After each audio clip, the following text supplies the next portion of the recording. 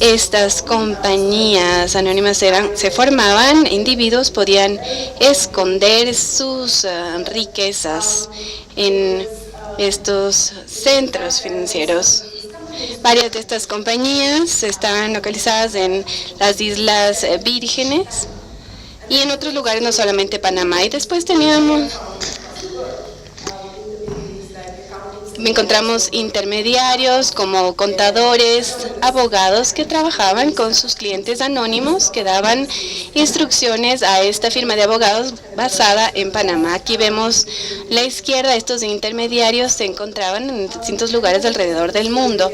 Y después hay la historia de individuos específicos que intentan esconder sus fortunas y ellos nuevamente se encontraban en distintos lugares del mundo. Este es un problema bastante global y estas fugas, por supuesto, dependen del sigilio para hacer que todo esto funcione.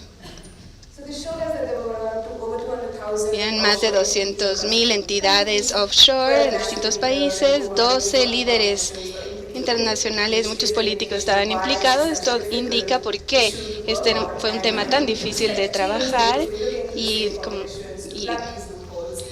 se espera pocos cambios porque muchos de estos políticos estaban cubriendo y beneficiándose de estos negocios. También encontramos jugadores de fútbol, estrellas de cine. Estos son algunas de las personas más privilegiadas de nuestra sociedad. Entonces, si vamos a hablar de desigualdad, este sería un buen lugar para empezar porque vemos que podría haber unas reglas distintas que operan para estas personas. Y no se trata solamente de las pérdidas de ingresos, sino también hablamos de derechos humanos y de justicia. Y algunas de las historias que surgieron a la luz es cómo se formó una red de tráfico de personas, de niñas, que también era un cliente de Mossack Fonseca, la misma firma de la que estamos hablando. Supongo que es, no sé si sea una coincidencia que todos los líderes internacionales sean hombres. Panama Papers fue la historia de cómo los líderes estaban utilizando el sistema para esconder sus fortunas y los escándalos también se referían a cómo empresas multinacionales estaban cubriendo sus bienes.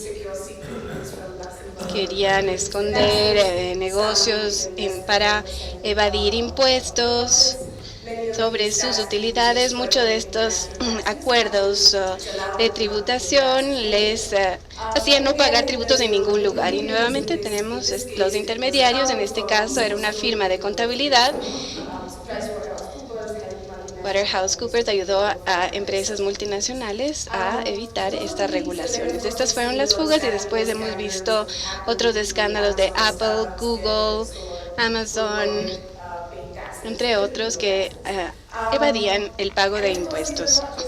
Y nuevamente estos no son solamente historias de paraísos fiscales en islas, sino también hablamos de jurisdicciones como Irlanda, Holanda, Luxemburgo, que operaban también como paraísos fiscales.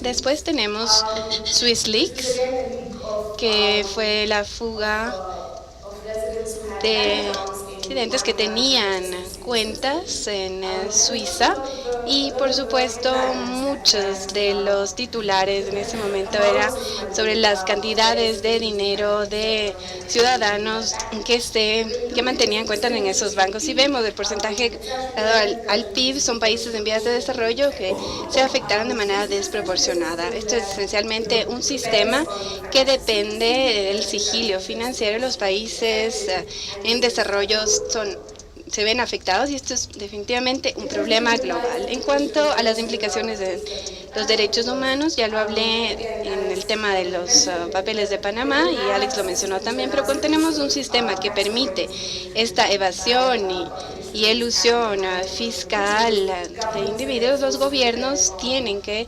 depender en impuestos regresivos. Y esto afecta principalmente a mujeres y vemos la excusa de por qué no pueden pagar por mejor educación, salud, etcétera, y es porque no lo pueden manejar como gobiernos. Sé que habrá el día de mañana una sesión específica en pobreza y género, pero quería mencionarlo. Por supuesto, se necesita más transparencia en el sistema y necesitamos soluciones globales. Sin embargo, a pesar de toda la ira, las soluciones no han llegado. Estamos en un escenario en el cual la transparencia ha sido redefinida. Transparencia a las autoridades y no transparencia hacia el público o miembros de los congresos, periodistas, etc. Algunas de las medidas clave, por ejemplo, medidas por la OSD, por las transferencias multinacionales, no es información pública, solamente llega a las autoridades. Lo mismo ocurre con el Global Standard para entender quiénes son los propietarios de las empresas.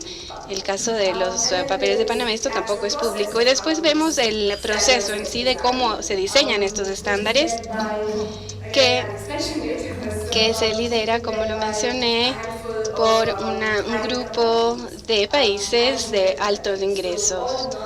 Todos los países en vías de desarrollo están excluidos de este proceso. En cuanto a los estándares de política tributaria que diseñan los centros de anti-lavado de dinero, estos son estándares establecidos por la OSD y los países del G20, pero todos los países se espera que todos los países lo implementen. Es global, pero solamente global en su implementación y no en el diseño de la agenda o en el diseño de los estándares. Y de hecho, vemos un ejemplo interesante por parte de un académico que miró cómo se pueden establecer estándares anti-lavado de dinero en países en vías de desarrollo. El gobierno de Mali, por ejemplo, fue instruido para implementar estos estándares y el gobierno dijo, esto no es tan relevante para nosotros, así que lo podemos adaptar al contexto, y la respuesta fue, bueno, eso significaría que no estarán cumpliendo con estos estándares internacionales, van a entrar en una lista negra y no van a recibir suficiente inversión, así que tuvieron que hacer como se los instruyeron. Vemos casi el mismo proceso con la OECD, cuando los países no están en la mesa para diseñar los estándares, simplemente tienen que implementarlo, o si no, se encontrarán colocados en listas negras y así. Entonces, esa es la pregunta. ¿Podemos tener un sistema que sea más democrático de lo que es actualmente? Y regresando al tema de las instituciones, no es sobre la Unión Europea, las Naciones Unidas versus la OSD, es cómo funciona la cooperación y estos principios. Cuando estamos luchando por tener mejores procesos que sean más democráticos, que cada gobierno tenga un voto y que los ciudadanos reciban rendición de cuenta de sus gobiernos, lo que están haciendo, que todo sea transparente al público.